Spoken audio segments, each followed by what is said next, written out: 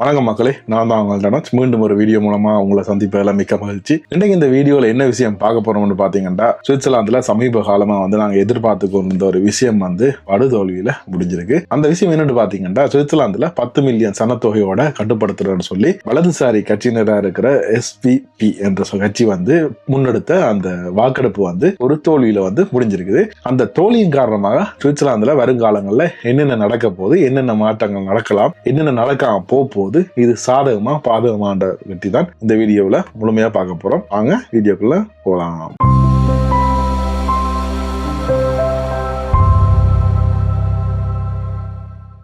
இந்த வீடியோக்கு போறதுக்கு முன்னால் நான் ஒரு விஷயம் உங்களுக்கு கேட்டுக்கொள்வோம். என்று பாத்தீங்கன்னா, இந்த வீடியோக்குள்ள பாக்குற நீங்க எங்களோட சேனலை சப்ஸ்கிரைப் பண்ணி வச்சுக்கொள்ளுங்க. அதே நேரத்தில் இந்த வீடியோ பிடிச்சிருந்தா அதை லைக் பண்ணி உங்களோட ஃப்ரெண்ட்ஸுக்கும் ஷேர் பண்ணுங்க. அப்பதான் வருங்காலங்கள்ல மேலும் நாங்க வீடியோ போடுறதுக்கு ஒரு மோட்டிவேஷனா இருக்கும். சோ நாங்க இப்ப வீடியோக்குள்ள போலாம். அதாவது பாத்தீங்கன்னா மக்களே, சுவிட்சர்லாந்துல சனத்தொகை சமீப காலமா கூடிக்கொண்டு போறது கூடுதலானவர்களுக்கு அறிஞ்ச விஷயமா இருக்கும். என்று பாத்தீங்கன்னா, சன நெரிசல் இப்ப சுவிட்சர்லாந்துலயும் அதிக அளவுல கூடிக்கொண்டிருக்கு.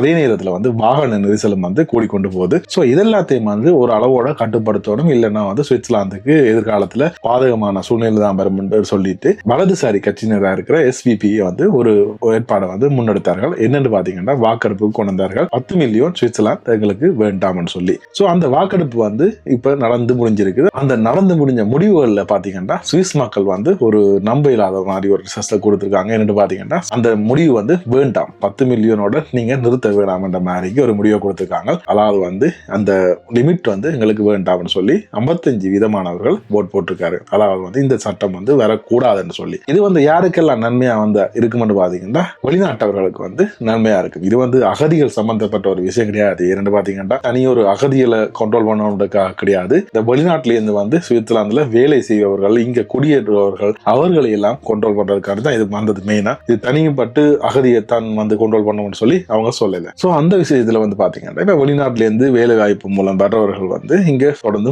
கொண்டிருக்க முடியும். ஆனால் இப்படி ஒரு வாக்கெடுப்பை என்னதுக்காக அவர்கள் கொண்டார்கள் என்ற காரணங்களை அவர்கள் சொல்லியிருந்தார்கள் என்று பாத்தீங்கன்னா, சுவிட்சர்லாந்துல சன நெரிசல் கூடிக்கொண்டு போகுது. அது எங்களுக்கு பார்க்கும் போதே இப்ப நீங்க உணர்ந்திருப்பீர்கள்.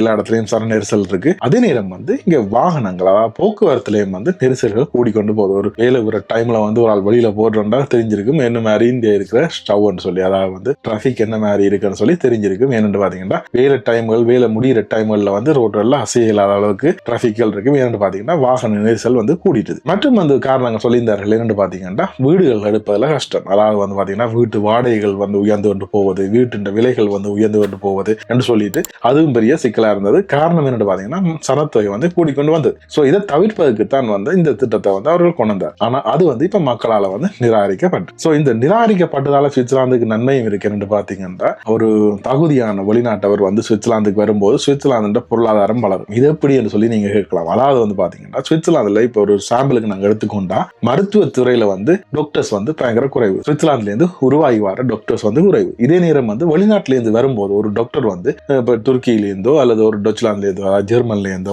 சுவிட்சர்லாந்துக்குள்ள வரும்போது சுவிட்சர்லாந்துக்காண்டி தான் அவர் வேலை செய்ய போறார், சுவிட்சர்லாந்து இருக்க போறார், சுவிட்சர்லாந்தோட பொருளாதாரம் வளர்றதுக்கான சாத்தியங்கள் இருக்குன்னு சொல்லிக்காங்க. நல்லது என்று சொல்ற பக்கத்துல இருந்து இதே பாத்தீங்கன்னா, இது ஒரு தீமை என்று சொல்ற பக்கத்துல இருந்து நான் முதல்ல சொன்ன மாதிரி சுவிட்சர்லாந்துல நெரிசல், சன நெரிசல் உருவாகும். அதே நேரம் போக்குவரத்து நெரிசல் உருவாகும். மற்றும் பாத்தீங்கன்னா, சுவிட்சர்லாந்து அமைக்கப்பட்டது 2 மில்லியன் சனத்தொகைக்காக இல்ல. அதாவது பாத்தீங்கன்னா, இது ஒரு சின்ன நாடு.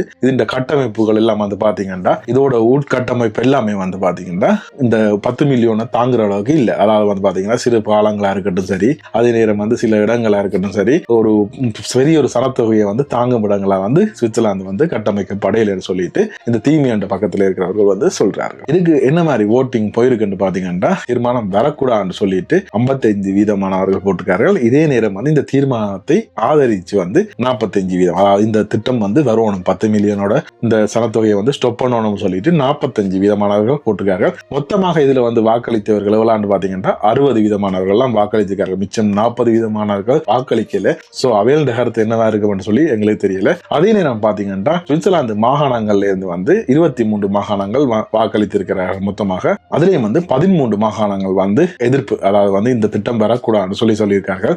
மற்ற பிச்சை இருக்கிற 10 மாகாணங்கள் இந்த திட்டத்தை வந்து ஆதரித்து சொல்லியிருக்காரு. என்னடா இவன் 23 மாகாணம்னு சொல்றான் என்று நீங்க யோசிப்பீங்க. சுவிட்சர்லாந்துல வந்து 26 மாகாணம் தானே இருக்கு, என்ன 23 சொல்றாண்டு. அதாவது வந்து பாத்தீங்கன்னா இந்த வாக்கெடுப்பு முறையில வந்து என்ன சிஸ்டம் ஒன்று இருக்குன்னு பாத்தீங்கன்னா, இந்த மாகாணங்கள் வந்து சில மாகாணங்கள் அரைவாசியா இருக்கு. அதாவது வந்து பாத்தீங்கன்னா பாசல் எடுத்துக்கொண்டு மாட்டா, பாசல் ஸ்டாட், பாசல் லேண்ட் இருக்கு. அந்த மாகாணத்துக்கு வந்து வாக்கு வந்து அரை வாக்கா தான் எண்ணப்படும். அதாவது வந்து பாத்தீங்கன்னா ரெண்டும் சேர்ந்ததுதான் வந்து ஒரு வாக்கா வந்து எண்ணப்படும். அந்த வகையில வந்து 6 மாகாணங்கள் வந்து அப்படி இருக்கு. அதாவது அந்த 6 மாகாணங்களையும் சேர்த்து 3 வாக்குகளா தான் வந்து எண்ணுவார்கள். சோ அதனால வந்து டோட்டலா வந்து 23 வாக்குகள் எண்ணப்படும். சோ அந்த வகையில 13 மாகாணங்கள் வந்து இந்த திட்டத்துக்கு எதிர்த்தும் 10 மாகாணங்கள் ஆதரவாக வந்து சொல்லியிருக்காங்க. சோ இதனாலதான் வந்து இந்த திட்டம் வந்து அமலுக்கு வராது.